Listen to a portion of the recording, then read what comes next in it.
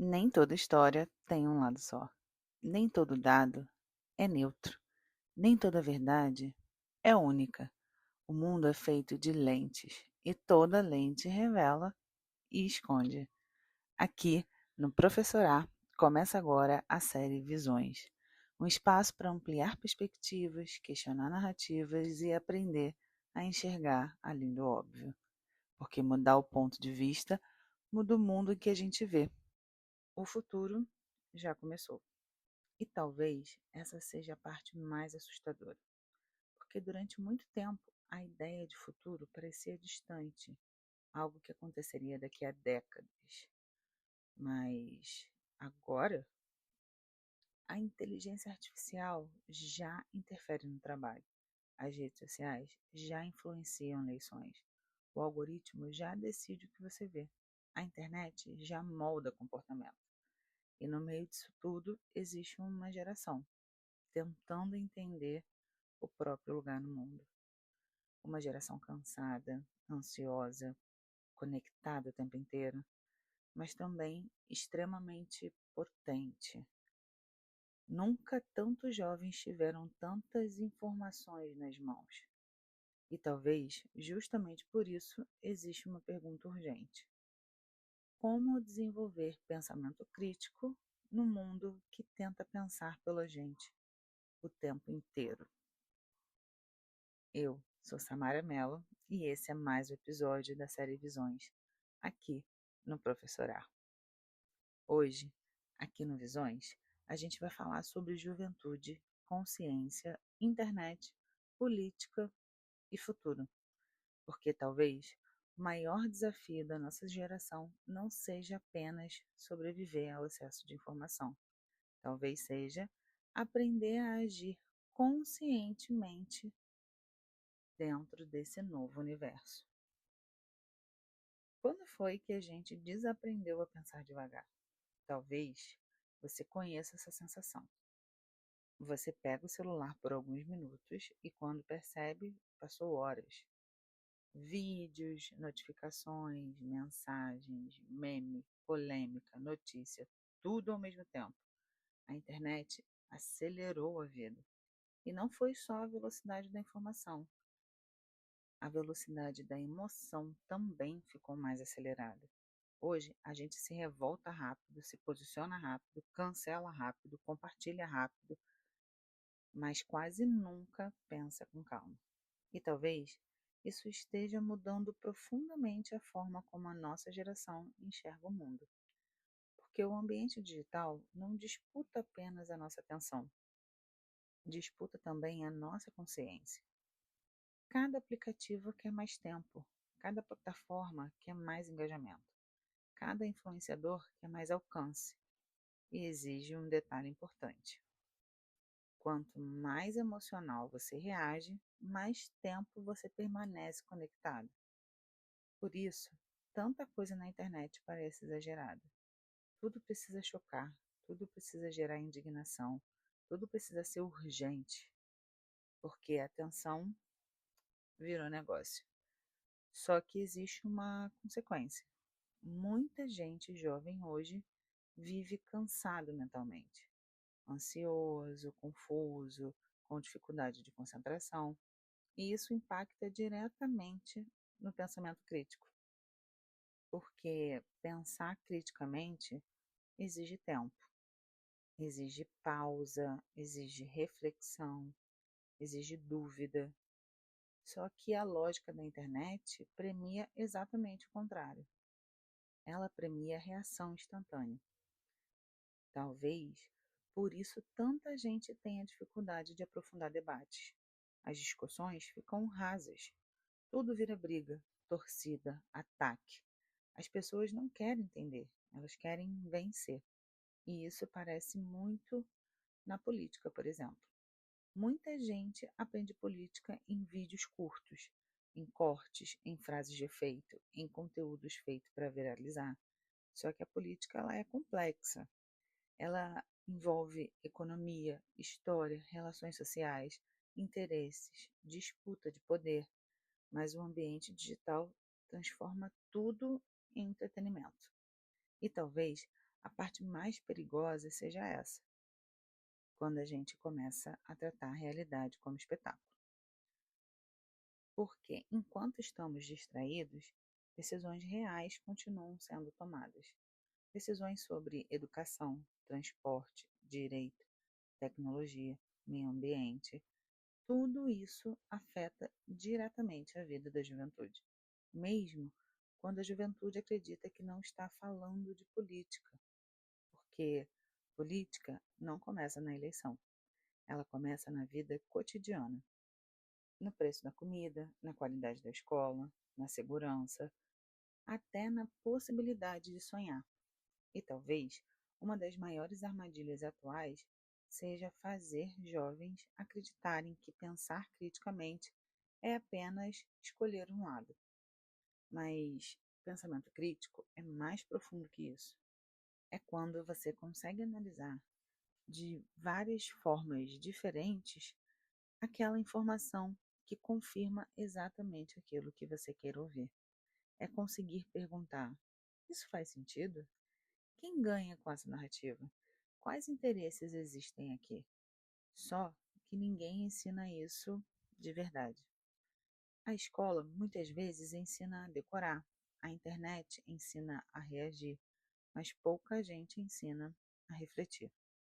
Mas quem está moldando a forma como você pensa? Pensa numa coisa. Você já percebeu que às vezes parece que todo mundo está falando do mesmo assunto ao mesmo tempo? Uma polêmica explode, todo mundo comenta, todo mundo se posiciona, e de repente um outro assunto aparece. Como se a internet escolhesse sobre o que a sociedade inteira deve sentir naquele dia. E, em parte, escolhe mesmo, tá? Porque os algoritmos observam comportamentos constantemente. Eles entendem o que prende a sua atenção, o que te irrita, o que te emociona, o que faz você permanecer mais tempo online. E, a partir disso, começa a construir uma versão personalizada da realidade para cada pessoa.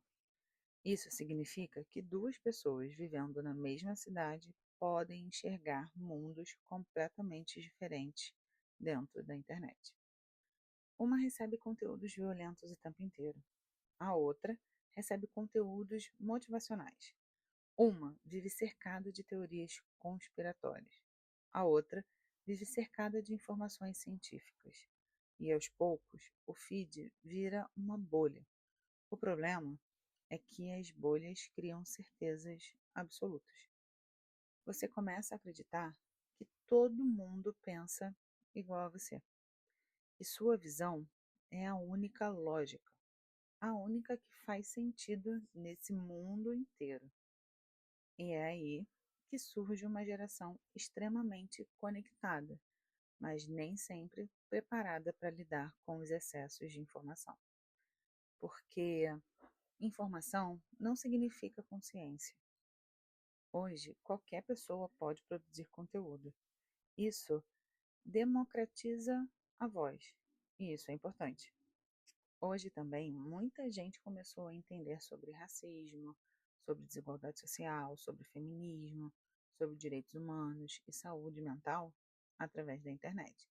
A internet ampliou debates fundamentais, mas ela também ampliou a desinformação, assim como também a fake news, manipulação emocional, discursos radicais. Talvez o mais perigoso seja perceber que manipulação nem sempre parece manipulação. Às vezes você nem percebe que está sendo manipulado. E a manipulação pode aparecer de diversas formas. Às vezes em formato de humor, às vezes em formato de entretenimento. Às vezes vem através de influenciadores extremamente carismáticos. E carisma não é prova de verdade, né? E nem número de seguidores é prova de conhecimento. Viralização não significa profundidade. Só que a lógica digital faz parecer que popularidade e credibilidade são a mesma coisa. E isso impacta diretamente o pensamento crítico de milhares de pessoas, porque hoje existe uma geração inteira aprendendo sobre o mundo através de vídeos curtos de 30 segundos, sem contexto, sem aprofundamento, sem complexidade.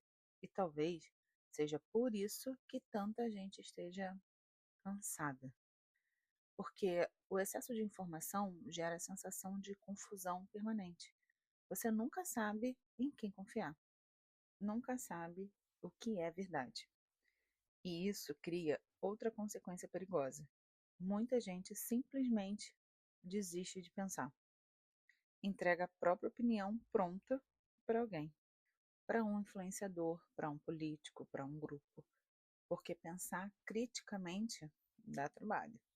Exige leitura, exige escuta, exige confronto interno, exige reconhecer que talvez você também esteja errando às vezes.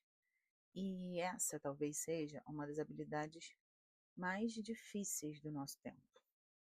Agora calma, porque existe um outro lado dessa conversa.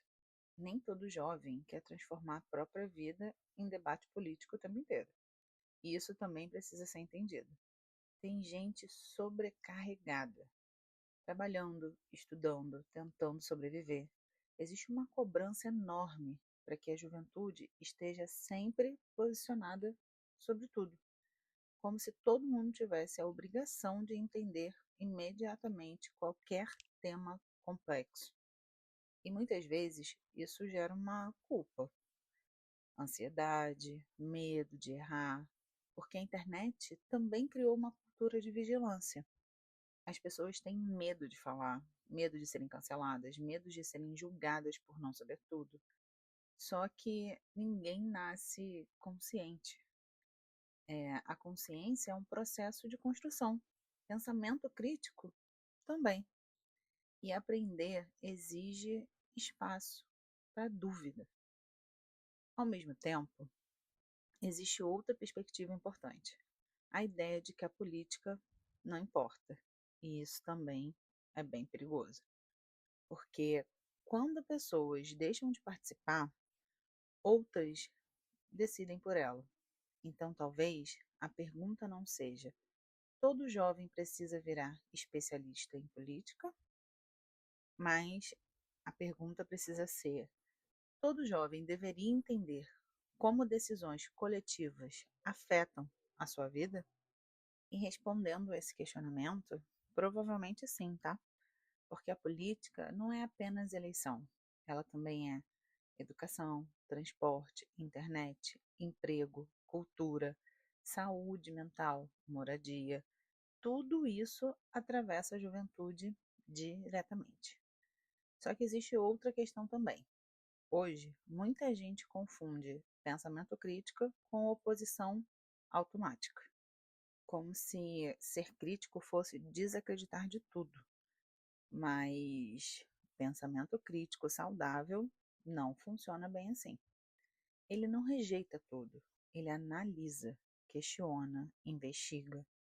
Pensamento crítico não é atacar qualquer instituição, qualquer pessoa. É também não acreditar cegamente em qualquer discurso alternativo, em tudo que as pessoas falam. Porque existe um risco em transformar desconfiança em identidade. Tem gente que acha que pensar criticamente significa acreditar em qualquer teoria diferente, mas questionar exige responsabilidade. Nem tudo que parece revolucionário é verdadeiro. Nem tudo que viraliza merece a nossa confiança. Talvez a maturidade intelectual seja justamente essa: conseguir equilibrar curiosidade com responsabilidade. Talvez uma das maiores formas de liberdade hoje seja conseguir parar. Parar antes de compartilhar, parar antes de atacar, parar antes de transformar tudo em reação automática. Porque o mundo digital acelera os impulsos, mas construir futuro exige profundidade. E talvez a juventude tenha um papel fundamental nesse processo todo, porque essa geração cresceu vendo crises acontecerem em tempo real, pandemia, crise climática, polarização, ansiedade coletiva, desigualdade, mas também viu, mas também viu movimentos sociais crescerem, viu pautas invisibilizadas ganhando espaço, viu jovens ocupando universidades, viu artistas independentes criando um impacto global, viu comunidades usando a internet para mobilização social. A tecnologia pode manipular, mas também pode conectar, pode educar, pode denunciar injustiças, pode fortalecer consciência coletiva. Tudo depende da forma como usamos. E talvez o futuro não esteja sendo construído apenas por grandes líderes.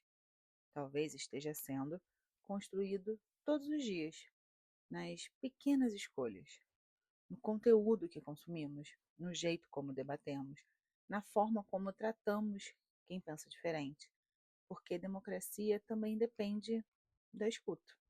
E a sensação que a gente tem é que muita gente desaprendeu a escutar. Existe excesso de fala, mas pouca profundidade. Talvez por isso, tanta gente jovem hoje esteja cansada de barulho constante, porque no meio de tantas opiniões fica difícil ouvir a própria consciência. Talvez seja essa a grande virada. Entender que pensamento crítico não serve apenas para parecer inteligente, serve para preservar a autonomia, para não ser conduzido o tempo inteiro, para conseguir existir no digital sem perder a humanidade. Talvez o futuro pertença às pessoas que conseguem pensar com profundidade, mesmo no meio do caos. Pessoas capazes de dialogar sem transformar tudo em guerra. Pessoas capazes de questionar sem perder a sensibilidade. Pessoas capazes de usar tecnologia sem se tornar dependentes dela emocionalmente. Porque, no fim, o futuro não será construído apenas por tecnologia, será construído por consciência. Hoje, o mundo disputa atenção o tempo inteiro. Empresas, algoritmos, influenciadores, políticos, todo mundo quer alguns minutos da sua mente. E talvez, por isso, pensamento crítico tenha se tornado tão importante, porque sem ele, qualquer narrativa pode nos conduzir. O algoritmo pode sugerir conteúdos, mas não pode substituir consciência. Influenciadores podem inspirar, mas não devem pensar por você. A internet pode informar, mas também pode manipular. No fim, desenvolver pensamento crítico talvez seja aprender uma coisa muito simples e muito difícil ao mesmo tempo. Não entregar sua consciência facilmente. Questionar antes de repetir. Pesquisar antes de acreditar. Escutar antes de atacar. Porque o futuro que estamos construindo depende disso. Depende da nossa capacidade de existir no digital sem perder a humanidade. Depende da nossa capacidade de participar politicamente sem transformar tudo em uma guerra. Depende da nossa capacidade de pensar coletivamente sem abrir mão da nossa própria consciência. Você já parou para pensar quantas opiniões você defende hoje? Agora, realmente, essas opiniões nasceram de você? E o mais importante, você controla o que consome ou o que você consome está te controlando? Esse foi mais um episódio da série Visões aqui no Professorar. Eu sou Samara Mello e se esse episódio expandiu sua forma de enxergar o mundo, curta, comente e compartilhe, porque visão também se constrói coletivamente. Até a próxima visão.